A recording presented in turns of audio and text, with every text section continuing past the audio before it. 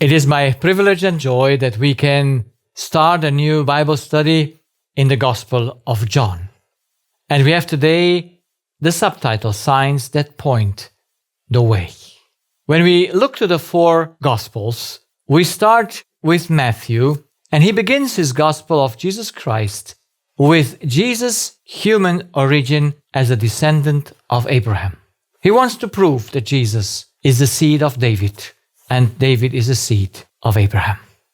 Mark begins his Gospel of Jesus Christ at the introduction of Jesus into his 3.5-year ministry. So he cuts away his origin. He just starts with what he came to accomplish. Luke begins his Gospel of Jesus Christ with the origin of John the Baptist and the announcement through the angel of the conception of Jesus in Mary. So all three of them start at the humanity of Christ. But John, he starts with his deity, with his divinity. John doesn't begin his gospel somewhere at the center of the life of Jesus. He begins at his origin, his eternal origin as the Word.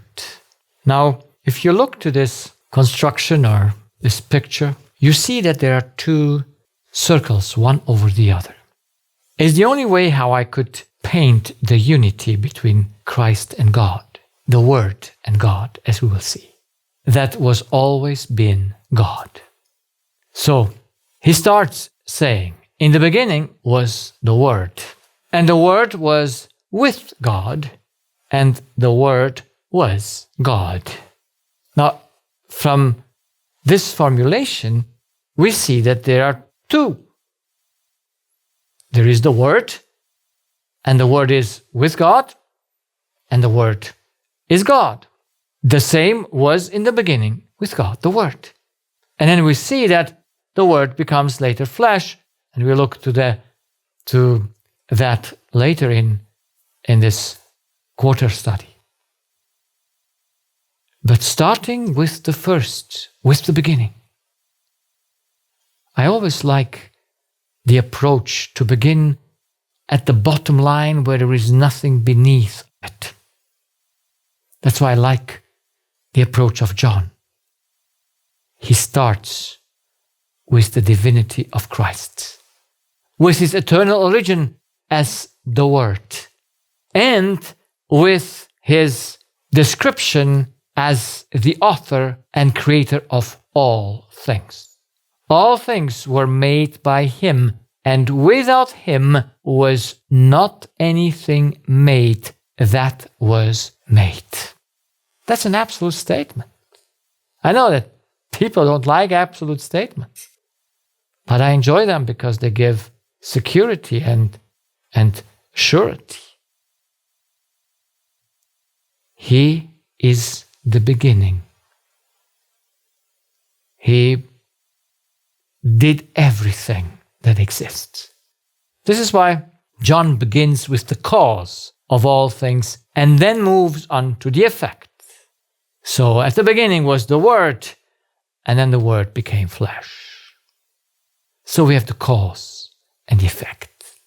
And we have here in this thing very clear, we have the cause, the Word is the cause, and the effect is the creation. So the universe needs a cause. And of course, all search for the cause. But was it the Big Bang? And if yes, how can it be justified? Now, if it was not the Big Bang, where are the arguments? And those arguments are given just by the immutable law of cause and effect. This law gives us certainty.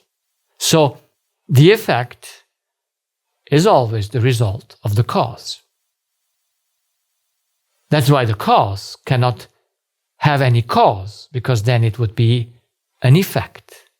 That's why the cause ultimately must always be there before the effect comes out of the cause. So, if Big Bang is really the cause, then he must have become out of nothing, or he have to be there all the time. So that which has a beginning cannot be the cause. Because the cause has no beginning, because if it would have a beginning, something must be before it there. But it cannot. That's why the law of cause and effect helps us tremendously to say, okay, there must be a cause that has no cause. That means it has no beginning.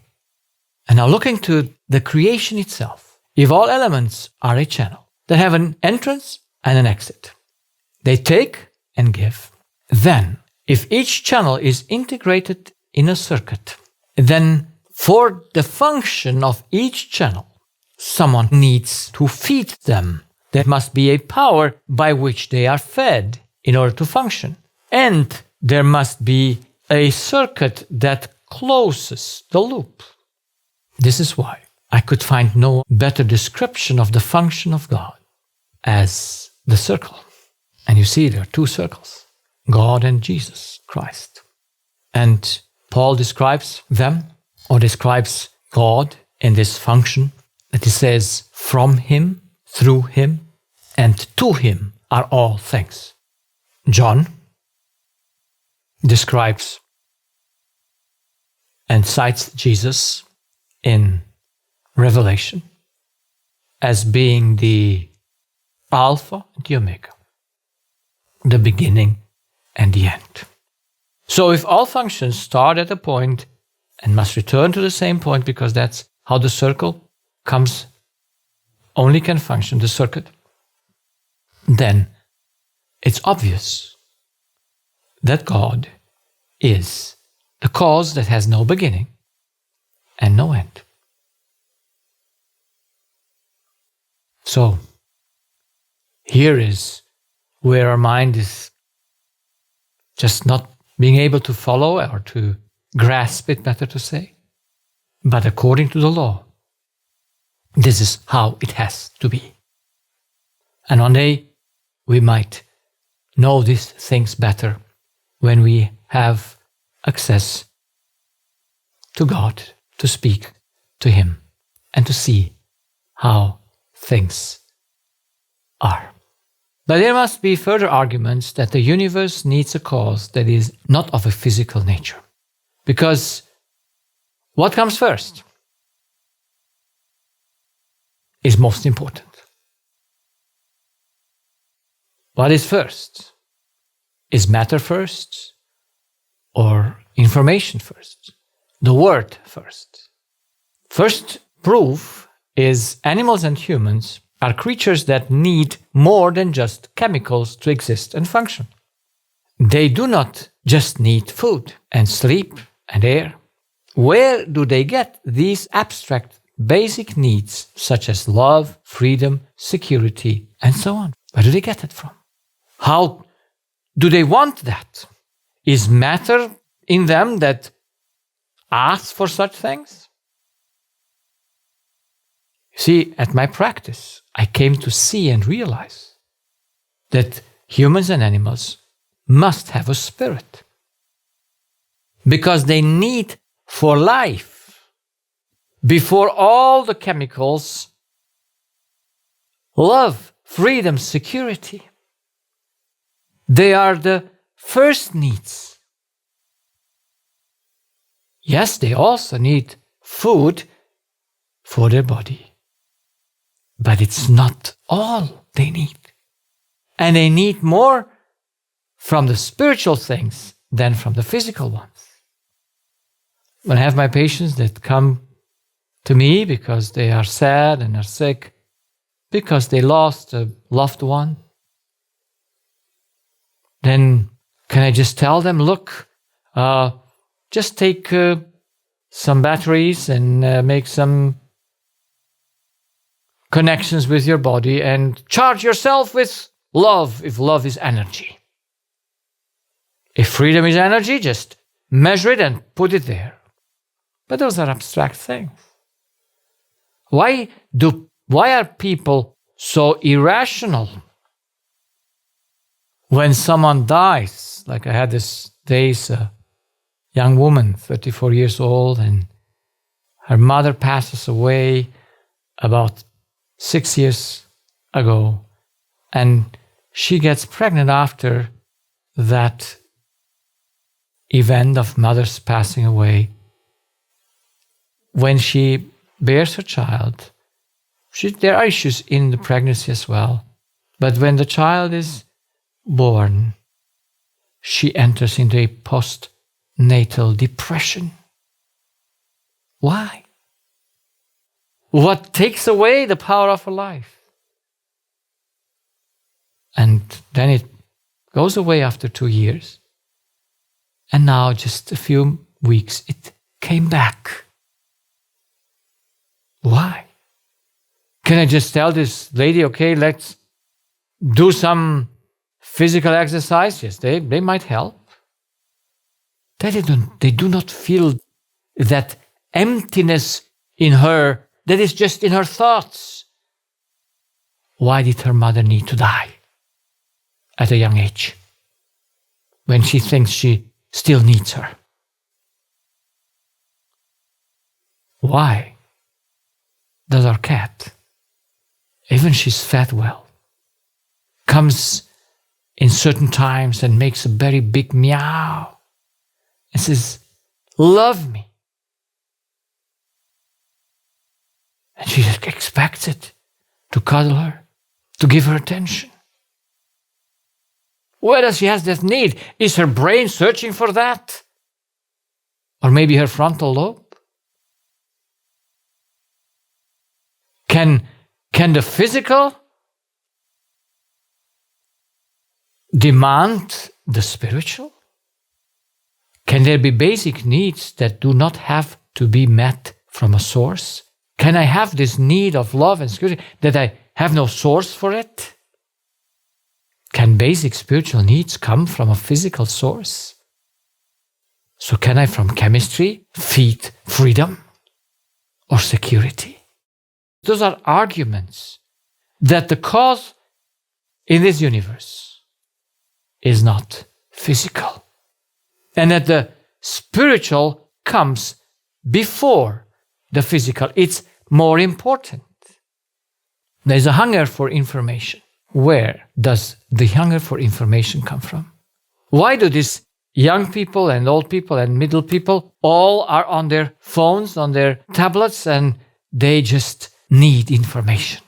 How could Facebook, Instagram, TikTok, and many other exist if there would be no source for people's need for information? If there would not be a source, they could have nothing to offer.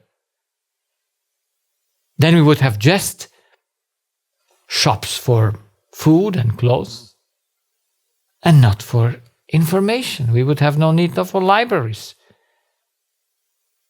because I don't need spiritual, because the physical never needs any spiritual. No spiritual information.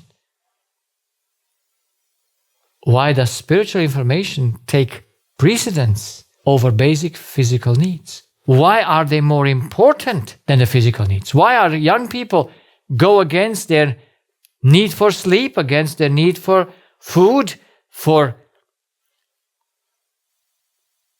exercise, for doing something? They just sit on the computer day and night. Why? Where does this hunger come from? Why is meaning or purpose in life more important than life? Now you see, the people that believe in the theory of evolution, they are faithful to the idea of life is purpose. That's why they come every fight in nature and all this. All is for the purpose to survive, because they believe life is the purpose. But we can see by clear sight that purpose, meaning, is higher than life. We'll see this through people that kill themselves. Young people do not see a purpose in life. That's why they end their life. But why did they not see their purpose? Is the purpose something physical? Is it existence? Not at all. Purpose is pure spiritual. It's just an abstract idea of a fulfillment. But that has to have a seed, that has to have a place, and it must be in the spirit. It cannot be in the body, because the body is sacrificed for it. So we must have in this universe two kinds of, so to call, creations, matters. One's the physical, the matter. The body and all physical elements have only the ability to react, never to act. That's most important to know. So the brain can never act from itself, because it just reacts. It reacts to the input of the spirit that puts through the brain my body to be moved. But my hand does not have an action of itself. It cannot say, maybe I do today this. No, it is just an instrument of the spirit that is governed through the brain. But they just react to the spiritual input. That's why all are only controlled from outside.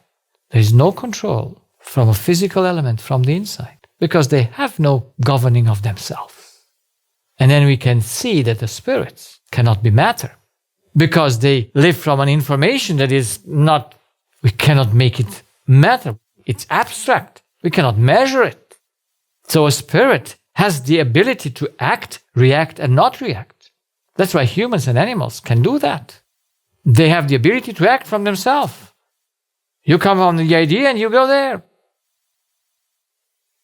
And if someone calls you, you can just not react to that call. Physical elements cannot do that. They can only do what is told them to do.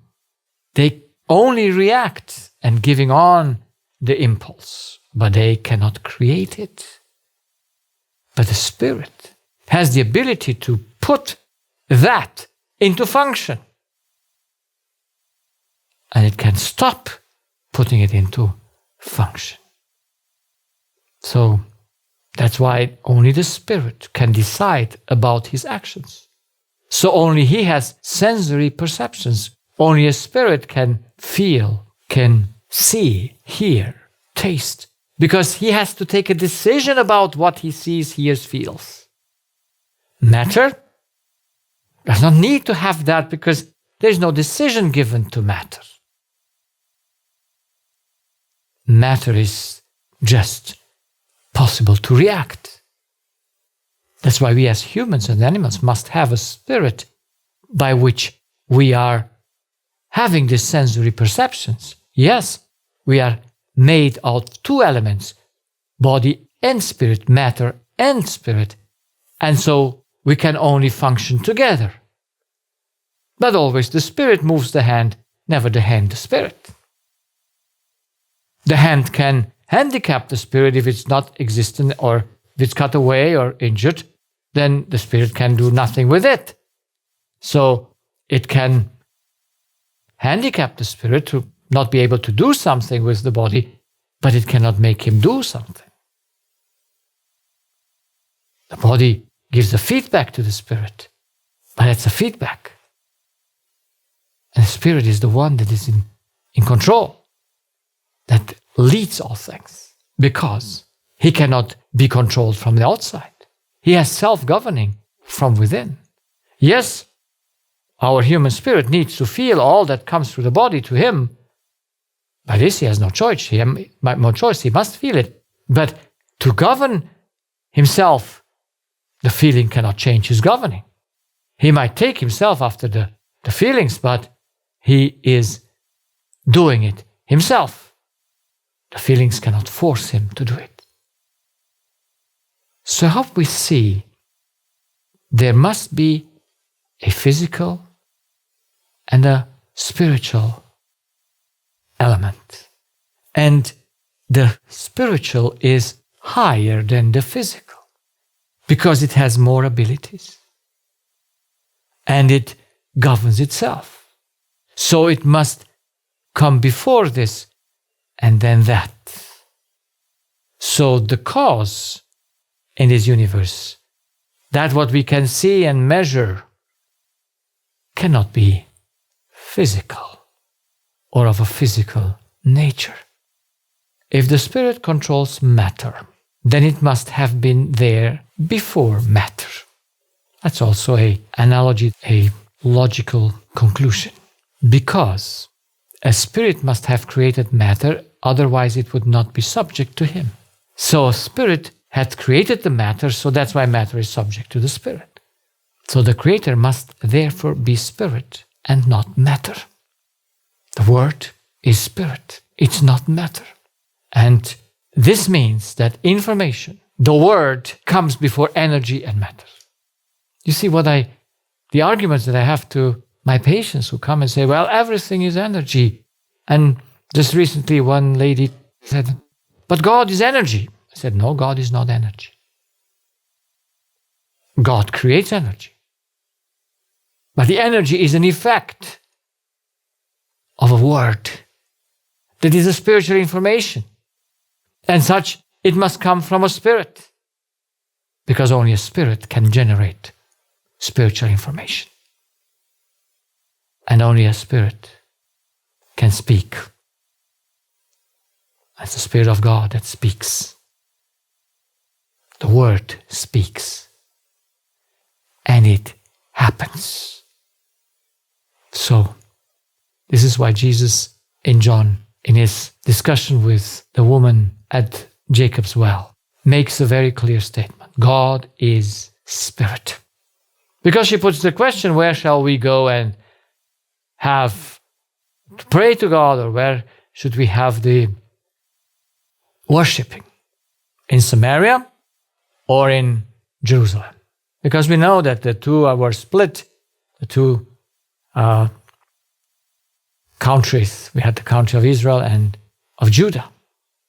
And Judah was in Jerusalem, and they put their temple and their worshipping place, the altar, the false altar, in Samaria.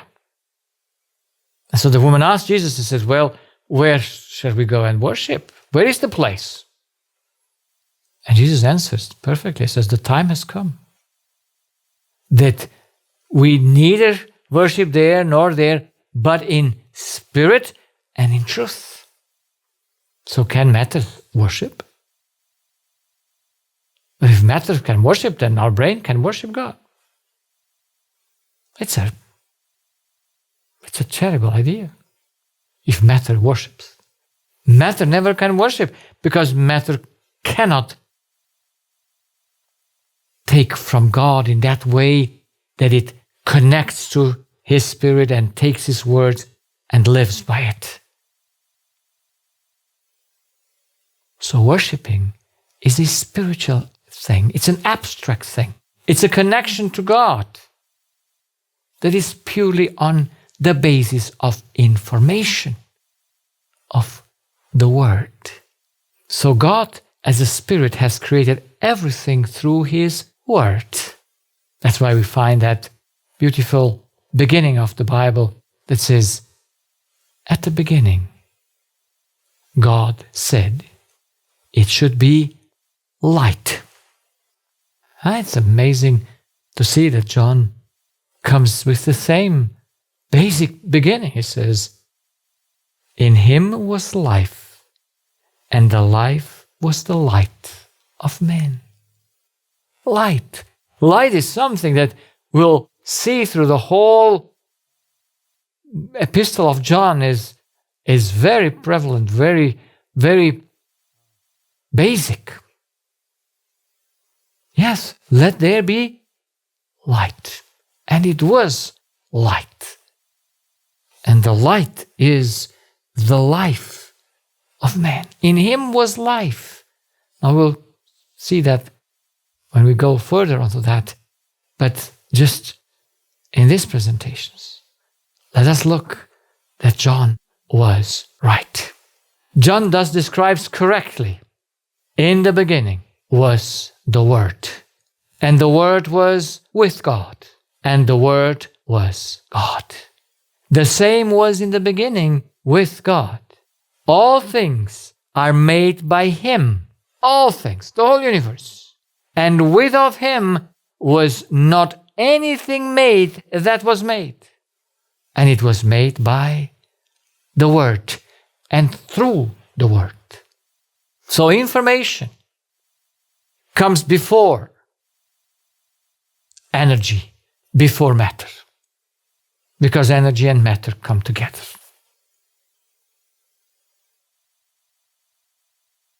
John is very absolute. And I like absolute statements. At the beginning was the Word, and the Word was one with God. That's why the two circles. They are one. The Father and Christ. And then He became the Son of Man. So, from Him, everything started. This relationship is a basic one that the whole gospel starts, and John keeps it through his whole thing, putting an emphasis, a great emphasis, on the divinity of Jesus Christ. So, let us then conclude. The universe is a physical thing that is the result of a word spoken by the Word, which is Christ, the Son of God. Through Him, everything was created. This is why He says in John 6, "My words are spirit and are life." It's the information that comes before everything else. Love, security, freedom is an information. It is before matter. It is before matter. That's why Jesus says, "Man does not live by bread alone, but by every word that comes from the mouth of God." By the information that comes from God. So, let us be very clear. When we have matter in our body, that we don't look that our life was made out of matter. No. Matter is there to sustain it, but life is in the Spirit. It's in the Word. That's why He spoke, and it was. That's why it's so important to know, in the beginning was the Word. Amen.